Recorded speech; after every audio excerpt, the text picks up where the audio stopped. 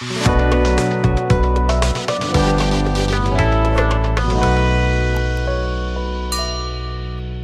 हम लोग शुरू कर रहे हैं हेरिडिटी एंड इवोल्यूशन। तो अगर हेरिडिटी एंड इवोल्यूशन के बारे में बात करें तो सिलेबस का इवोल्यूशन वाला पार्ट पहले था। हम लोग टाइम जिस समय एग्जाम दे रहे थे उस समय इवोल्यूशन के बारे में पढ़ना था, स्पीशीज के ओरिजिन वगैरह के बारे में पढ़ना था। ठीक है, वो क्या क्या चेंजेज होते हैं वो उससे कंपेयर करके सब पढ़ना था, मतलब क्या क्या फंक्शनली कौन कौन पार्ट सेम है और देखने में, तो एनालॉगस होमोलॉगस ये सब पढ़ना था। अब नहीं पढ़ना है, इवोल्यूशन वाला पार्ट सिलेबस से हटा दिया है। अब हम लोग को पढ़ना है सिर्फ हेरिडिटी। तो ओवरऑल चैप्टर का तो नाम वही है, heredity and evolution, but information के लिए इवोल्यूशन को हटा दिया गया है, सिलेबस हटा दिया गया है। तो सिर्फ हेरिडिटी वाला पार्ट पढ़ना है। हेरिडिटी का मतलब होता है कि एक जनरेशन से दूसरे जनरेशन में कैरेक्टर का ट्रांसफर होना।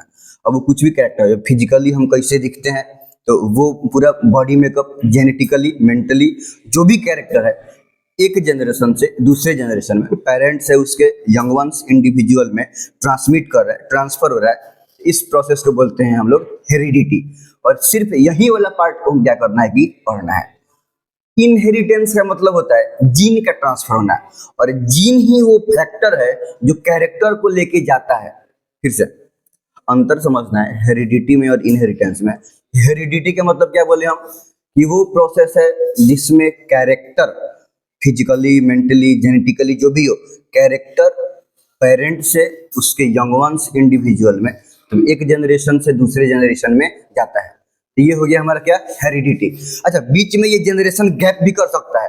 आगे पढ़ेंगे हम लोग कि एक आदमी में हाइड कर जाएगा तो फिर नेक्स्ट जनरेशन में एक्सप्रेस कर दे, ऐसा पॉसिबल है। हो सकता है कि जैसे कि ग्रैंडफादर में कोई कैरेक्टर है, अब वो आ गया उसके पेरेंट में, तो उसमें रिसेसिव टाइप का है तो उसमें हाइड कर गया, उसमें एक्सप्रेस नहीं हुआ, पेरेंट में उसको नहीं हुआ। लेकिन फिर पेरेंट से नेक्स्ट जनरेशन में वो गया, हो सकता है कि उसी के सेम ये मिल गया और दोनों मिल के वहाँ पे एक्सप्रेस हो गया। अगर ये रिसेसिव है तो दूसरा वाला मैटरनल साइड से भी वहीं से मिल गया तो वहाँ पे होमोलोगस हो जाएगा, तो वहाँ पे एक्सप्रेस कर गया। तो पेरेंट में एक्सप्रेस नहीं किया, ठीक है, लेकिन यंग वंश में एक जनरेशन पीछे का उस कैरेक्टर क्या हुआ कि उसमें एक्सप्रेस हो गया, उसमें शो किया। तो ठीक है, पेरेंट से नहीं है, पेरेंट के पेरेंट से गया ना, तो पीछे किसी भी एक जनरेशन से, किसी भी जनरेशन से एक जनरेशन में कैरेक्टर का जाना, ट्रांसफर होना क्या कहलाएगा, हेरिडिटी। ठीक है, और एक जनरेशन से दूसरे जनरेशन में जीन्स का जाना क्या कहलाता है, इनहेरिटेंस। और जीन्स के चलते ही कैरेक्टर जाता है, माने ड्यू टू इनहेरिटेंस ही हेरिडिटी होता है। मतलब जीन्स ही वो फैक्टर है जो कैरेक्टर को लेकर जाता है, कोई भी कैरेक्टर को लेकर जाए, मतलब नाक, नक्शा, आंख, कान, कुछ भी, समझ में आ रहा है ना। मतलब बहुत सारा अच्छा फीचर्स भी हो सकता है, बहुत वो फीचर्स ये भी हो सकता है जो बेनिफिशियल नहीं है। कुछ भी लेके जाने के लिए रिस्पॉन्सिबल कौन होता है, जीन्स। जीन्स ही वो फैक्टर है जो कैरेक्टर को लेकर जाता है। इनहेरिटेंस, जीन का ट्रांसफर होना, इनहेरिटेंस, और जीन्स के चलते क्या हो रहा है, कैरेक्टर एक आदमी से दूसरे आदमी में जा रहा है। इस प्रोसेस को क्या बोलेंगे हम लोग, हेरिडिटी। अब ओवरऑल जब हेरिडिटी की बात करते हैं तो हम बीच में ले आ देते हैं किसको, मेंडल को ना। मेंडल हेरिडिटी में बहुत ही इंपॉर्टेंट, बहुत ही मतलब लीजेंड साइंटिस्ट हैं।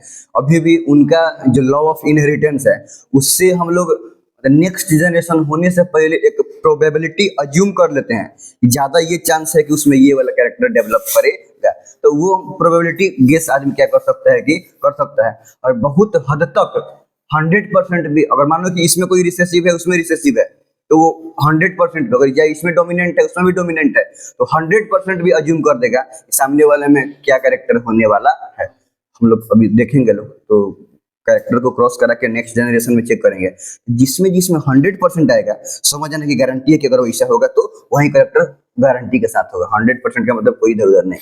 हाँ, 1% भी कम हो गया तब उसमें एने होने का चांस है, 100% है तो उसमें चांस नहीं है। और कोई कैरेक्टर आया ही नहीं, 100% ही नहीं है, 0%, वो होने का, वो प्रॉपर्टी उसके अंदर होने का चांस बिल्कुल नहीं है।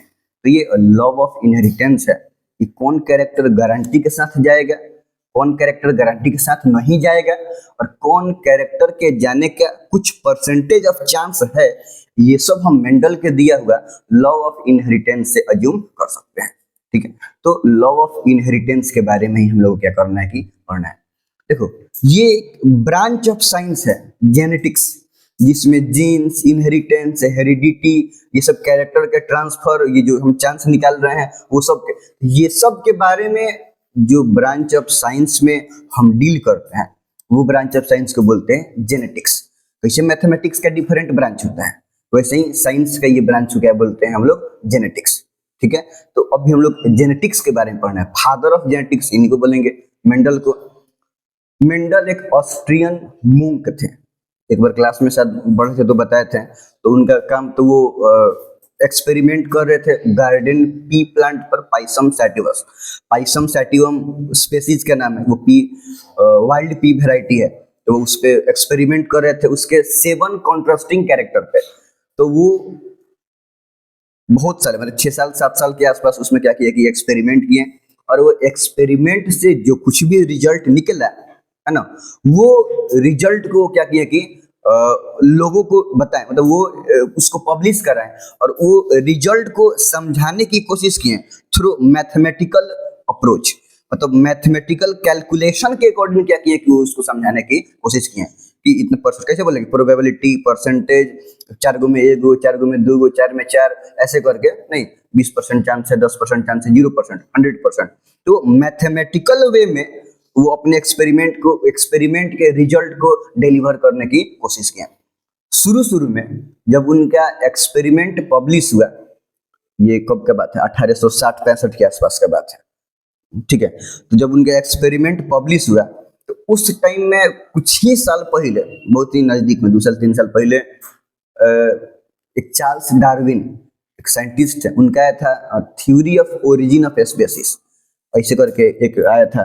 तो वो इतना ज्यादा पॉपुलर था, और वो भी इसी से रिलेटेड था, मतलब स्पीसीज के ओरिजिन, फीचर्स का जाना, ट्रांसफर होना, कोई कैरेक्टर का आना जाना नहीं। तो वो क्या किए थे कि चार्ल्स डार्विन बहुत सारे डिफरेंट आइलैंड पे घूमे थे, और घूम के और डिफरेंट बर्ड्स, एनिमल्स, जो कुछ भी उनको दिखा तो वो उसको देखे, उसके स्केचेज, वो सब के बेसिस पे वो क्या किए थे कि एक कंक्लूजन ड्रॉ किए थे on the basis of his hypothesis.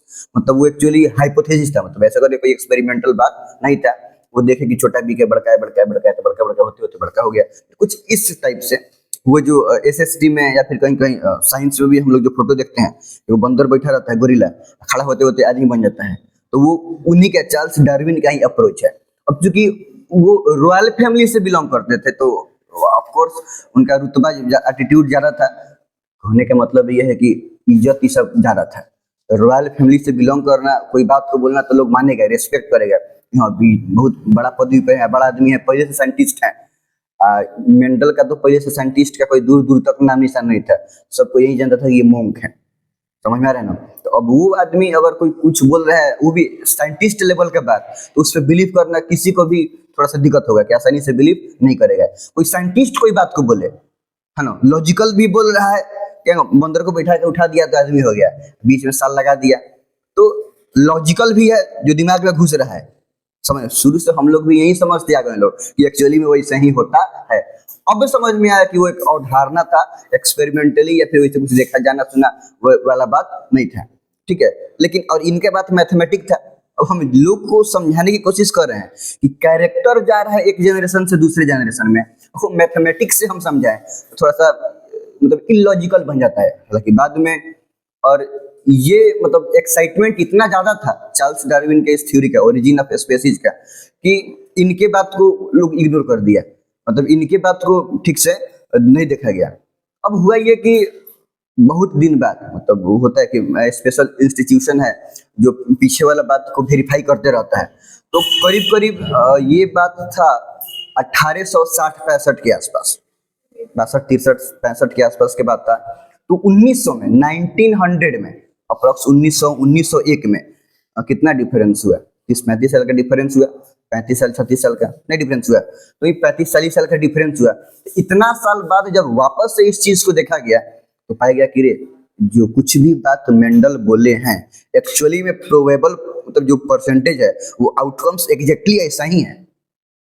तब बात वेरीफाई हुआ, डार्विन वाला बात तो बस हाइपोथेसिस था, वो उससे लेना देना कुछ नहीं था एग्जैक्ट से, लेकिन ये वाला बात एग्जैक्टली वैसा ही हो रहा है।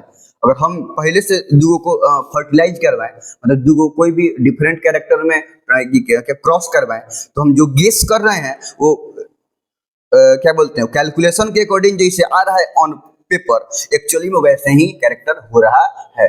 तो ये बात तो एकदम क्या हुआ कि मैच कर गया। तो पता चला कि भाई ठीक है, अब ये इंपॉर्टेंट है। तब से ज्यादा एक्साइटमेंट शुरू हुआ ये मेंडल के लॉ ऑफ इनहेरिटेंस का। ठीक है, तो जितना भी चीज के बारे में हम लोग पढ़ेंगे, लगभग एलील्स, जीन्स, तो वो सब इन्हीं के द्वारा दिया हुआ है। उस समय वो फैक्टर बोले थे, अब उस समय जीन नाम नहीं दिया गया था। तो बाद में एक थे जोहान्स, वो सबसे पहले जीन्स के बारे में बोले कि मतलब हाँ जीन्स करके भी कोई चीज होता है। वो फैक्टर को बस जीन्स नाम दे दिए, एक नाम का कमी था, वो नाम दिला गया। खैर, तो अब अगर हम लोग हेरिडिटी पढ़ रहे हैं तो उसमें एक चीज है, सबसे पहले कैरेक्टर तो समझ में आ रहा है कि जैसे कि हाइट हो गया, स्किन कलर हो गया, तो ये सब क्या हो गया, कैरेक्टर। अब हर एक कैरेक्टर का दो शेड होता है, उसको बोलते हैं ट्रेट। क्या बोलेंगे, ट्रेट। जैसे मान अगर हम बोल रहे हैं हाइट, तो हाइट हो गया एगो कैरेक्टर। अब हाइट में अगर हम कह रहे हैं टॉलनेस या ड्वार्फनेस, टॉलनेस भी हाइट के बारे में बता रहा है। टॉलनेस ये बता रहा है कि हाइट ज्यादा है, और ड्वार्फनेस ये बता रहा है कि हाइट कम है। टॉलनेस और ड्वार्फनेस हाइट को स्पेशलाइज्ड कर दिया, ज्यादा हाइट के बारे में बात कर रहे हैं। ड्वार्फनेस हाइट को स्पेशलाइज कर दिया कि कम हाइट के बारे में बता रहे हैं। समझ में आ रहा है? तो अगर हाइट को बोलेंगे कैरेक्टर, तो हाइट को बोलेंगे कैरेक्टर, तो टॉलनेस और ड्वार्फनेस को क्या बोलेंगे हम लोग, ट्रेट या कॉन्ट्रास्टिंग कैरेक्टर या ट्रेट। यहाँ तो कोई दिक्कत नहीं ना। अब स्किन का कलर कैरेक्टर हो गया, स्किन का कलर, कलर में गोरा है, काला है, तो ये हो गया उसका ट्रेट। तो ऐसे ही हर कैरेक्टर का अकॉर्डिंग टू मेंडल हर कैरेक्टर का दो शेड होता है, जिसको बोलते हैं हम लोग ट्रेट। अब आगे देखेंगे लोग कि वो दो ट्रेट में एक डोमिनेंट होता है और एक एक्सप्रेस, मतलब जो एक्सप्रेस करता है, और एक रिसेसिव होता है जो हाइड कर जाता है। उसके बारे में भी हम लोग देखेंगे लोग। तो अभी हम किस चीज के बारे में देखें, कैरेक्टर के बारे में देखें और ट्रेट के बारे में देखें। और ध्यान से, और कोई भी ऑर्गेनिजम्स में वो ट्रेट शो होगा, जो ट्रांसफर होता है ट्रेट का, वो डिपेंड करता है एलील पे। मतलब हर एक ट्रेट को कोड करने के लिए एक स्पेशल एलील होता है। ठीक है, जैसे कि हम नहीं बोल रहे हैं कि अगर हाइट ज्यादा है, टॉलनेस है, तो हम उसको कोड लिख रहे हैं कैपिटल टी, और हाइट कम है, ड्वार्फनेस को हम कर रहे हैं स्मॉल टी। तो कैपिटल टी या स्मॉल टी क्या हो गया, एलील। कैपिटल टी को या स्मॉल टी को क्या बोलेंगे हम लोग, एलील। अब कोई टॉल ही होगा, ये सिर्फ कैपिटल टी डिसाइड नहीं करेगा, ये डिसाइड करता है पेयर ऑफ एलील। एक ट्रेट को डिसाइड करने वाला कि कोई भी आदमी का हाइट टॉल ही होगा, ये सिर्फ एक एलील नहीं, ये डिसाइड होता है पेयर ऑफ एलील से। अब आगे भले हम लोग देखेंगे लोग कि टॉलनेस है डोमिनेंट रिसेसिव के हिसाब से, ये कैपिटल टी रहेगा अगर एक ट्रेट में दो एलील है, और कैपिटल टी वाला है, तो वो आदमी क्या होगा कि टॉल होगा। या कैपिटल टी स्मॉल टी भी है, तो भी आदमी क्या होगा कि टॉल होगा। अगर स्मॉल टी है तो आदमी ड्वार्फ होगा। चाहे स्मॉल टी कैपिटल टी है, ये तो कैपिटल टी हो गया, तो आदमी टॉल होगा। तो कोई भी ट्रेट समझ में आ रहा है ना, एक कैरेक्टर का दो सेट जिसको बोल रहे हैं ट्रेट। तो कोई भी ट्रेट टॉलनेस या ड्वार्फनेस एग्जैक्टली वो किस चीज से डिसाइड हो रहा है, एगो एलील से या पेयर ऑफ एलील से, पेयर। तो ये पेयर ऑफ एलील ही है जो किसी भी कैरेक्टर के ट्रेट को डिसाइड कर रहा है फ्यूचर में जो नेक्स्ट जनरेशन हुआ है, मतलब होने वाला है, उसका ट्रेट क्या होगा, वो हम पेयर ऑफ एलील से क्या कर सकते हैं कि डिसाइड कर सकते हैं। ठीक है, तो कुछ लॉज ऑफ इनहेरिटेंस है, जैसे कि law of unit character, independent assortment, law of segregation, law of dominance. ये सब का यूज करके हम क्या करते हैं कि वो एक प्रोबेबिलिटी पता करते हैं कि नेक्स्ट जनरेशन में ये ट्रेट होने का प्रोबेबिलिटी चांस कितना है। अब इतना बात लिख लिया जाए।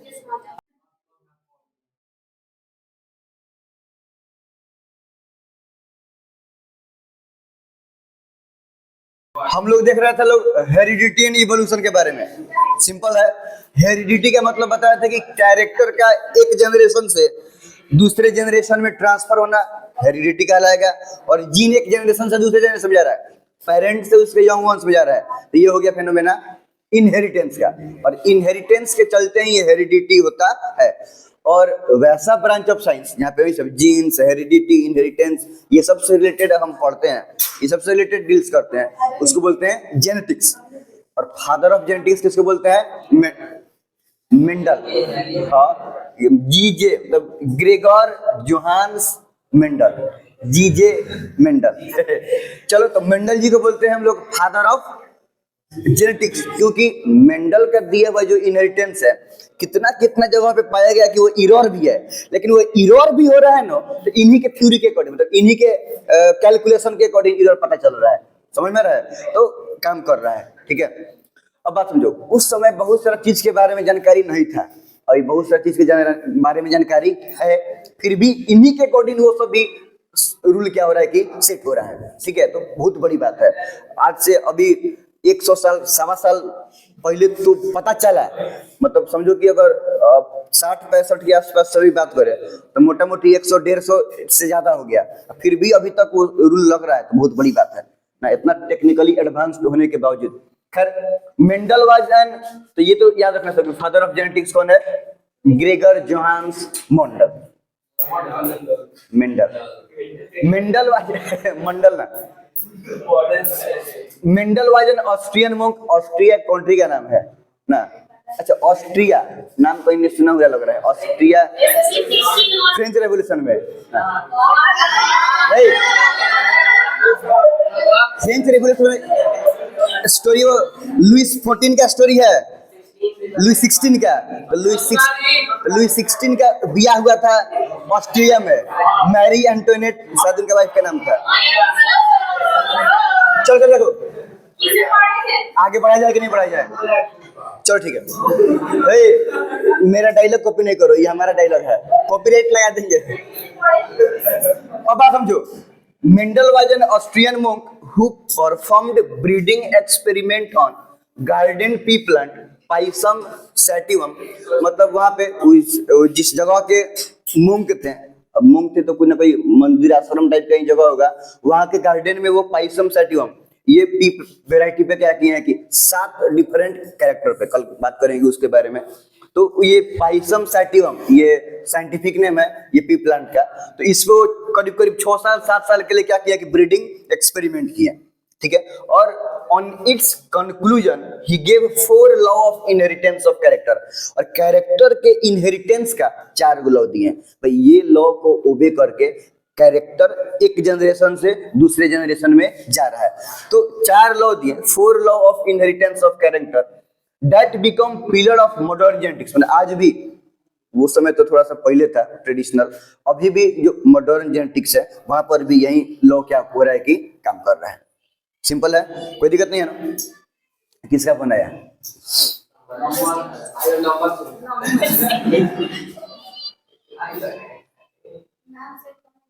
चलो ठीक बात समझो, his result of experiment remain unnoticed for about 35 years. अब अगर बात करें 1860-65 के आसपास का, पता चल रहा है उसके बारे में, उसको आगे बढ़ाया जा रहा है 1901 में। ठीक है, तो कहीं ना कहीं 30-35 साल हो गया कि नहीं हो गया, समझ। अच्छा ये समझो, अगर उस समय ही नोटिस कर लिया गया रहता और वहां से मतलब उसको थ्योरी को आगे बढ़ाया गया रहता, तो आज साइंस जेनेटिक्स में 30 साल आगे न रहता, 30 साल बाद जो रिसर्च होता उस कंक्लूजन पे हम लोग आज रहते हैं। नहीं, जेनेटिक्स बहुत बड़ी चीज है। जेनेटिक्स से कंप्लीटली किसी डिजीज को, किसी भी एरर को, किसी भी वेरिएशन को कंप्लीटली हम इरेडिकेट कर सकते हैं। बहुत बड़ी चीज है जेनेटिक्स। खैर, his result of experiment remain unnoticed for about 35 years due to excitement of the theory of origin of species। Charles Darwin का आया था the theory of origin of species, 1859 में आया था शायद। ठीक है, तो उस समय इसके चलते अब लोग इसके बारे में पढ़ रहा था, जान रहा था, सुन रहा था, पूरा एक्साइटमेंट था साइंटिफिक फील्ड में। नहीं, ये स्पीसीज से रिलेटेड, और इनका भी बात उसी से रिलेटेड था।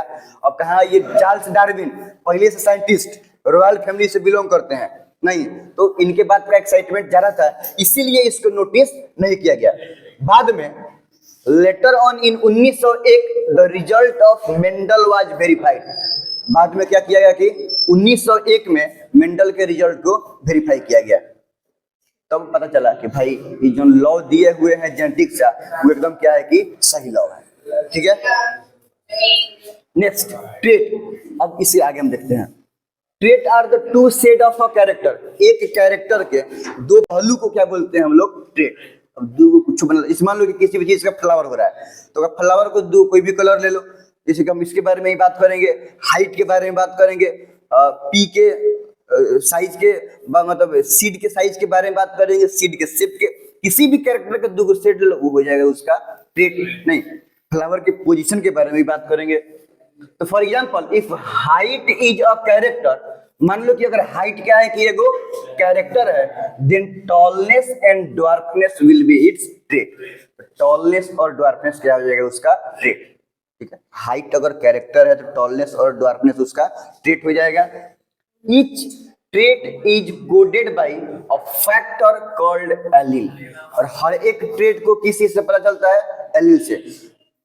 माने जैसे कि अगर टॉलनेस के बारे में बात किए तो टॉलनेस के लिए हम टॉलनेस को समझने के लिए हम यूज कर रहे हैं, आगे देखेंगे इंग्लिश अल्फाबेट कैपिटल टी। तो कैपिटल टी मतलब समझ में आ रहा है ना कि ये वो जीन, मतलब इसमें वो जीन है जो आदमी को टॉल बनाता है, हाइट को क्या करेगा कि टॉल करेगा। तो ये बात बोल रहे हैं which is denoted by English alphabet, और ये एलील के कोड को हम किसी से डिनोट करते हैं, इंग्लिश अल्फाबेट से। फॉर एग्जांपल कैपिटल टी है ना इंग्लिश अल्फाबेट का, तो capital T denote for tallness और small T denotes for dwarfness, और स्मॉल टी किस चीज के बारे में बताएगा, ड्वार्फनेस के बारे में। Each trait is decided by a pair of allele, ये तो समझ में आ रहा है कि एक ट्रेट किसी भी मतलब एक एलील किसी ट्रेट के बारे में बताएगा, लेकिन वो क्या ट्रेट होगा, किसी भी पर्सन में वो क्या ट्रेट होगा, ये सिर्फ एक ट्रेट नहीं, मतलब ये सिर्फ एक एलील नहीं, वो पेयर ऑफ एलील से पता चलेगा कि सामने वाले में जो कुछ भी होगा वो पेयर ऑफ एलील से डिसाइड होगा कि उसके में क्या ट्रेट होगा, ठीक है। जैसे कि लाइक कैपिटल टी और capital T small T for tallness, ये तो समझ में रही, कैपिटल टी है मतलब टॉल को कोड करने वाला है, और स्मॉल टी है तो ड्वार्फ को कोड करने वाला है, कम हाइट बनाएगा, ये मतलब उसमें ये जीन रेस्पॉन्सिबल है, ठीक है। लेकिन वो आदमी टॉल होगा तो कैपिटल टी रहेगा तब टॉल होगा, और कैपिटल टी स्मॉल टी रहेगा तब टॉल होगा। तो वो ट्रेट डिसाइड करने वाला कौन है, pair of allele. Pair of allele से डिसाइड हो रहा है कि सामने वाले को कैरेक्टर की कौन सा ट्रेट होने वाला है, ठीक है। और स्मॉल टी फॉर ड्वार्फनेस, और ड्वार्फनेस के लिए क्या होगा, स्मॉल टी अगर होगा तो आदमी ड्वार्फ होगा, ठीक है। If a trait has same type of allele, then it will be said as homozygous। इसमें देखो ना, इसमें सेम टाइप का है कि नहीं है, इसमें सेम टाइप का है कि नहीं है। तो अगर किसी भी ट्रेट के लिए अगर सेम ट्रेट के अगर सेम टाइप ऑफ अलील है तो इसको बोलेंगे हम लोग होमोजाइगस। और डिफरेंट टाइप का है इसमें, एगो कैपिटल टी वाला है और एगो स्मॉल टी वाला है। सेम टाइप वाला भी दोनों स्मॉल टी है, ये दोनों के सेम वाला है होमोजाइगस, और ये हो जाएगा हमारा हेटेरोजाइगस। यहाँ पे एक एग्जांपल दिया है, कैपिटल टी एक स्मॉल टी होमोजाइगस, या इसी को बोलेंगे प्योर, ठीक है। और कैपिटल टी स्मॉल टी है तो इसको बोलेंगे हेटेरोजाइगस या हाइब्रिड का मतलब एगो में डिफरेंट टाइप का एलील्स प्रेजेंट है, तो ये हाइब्रिड हो जाएगा।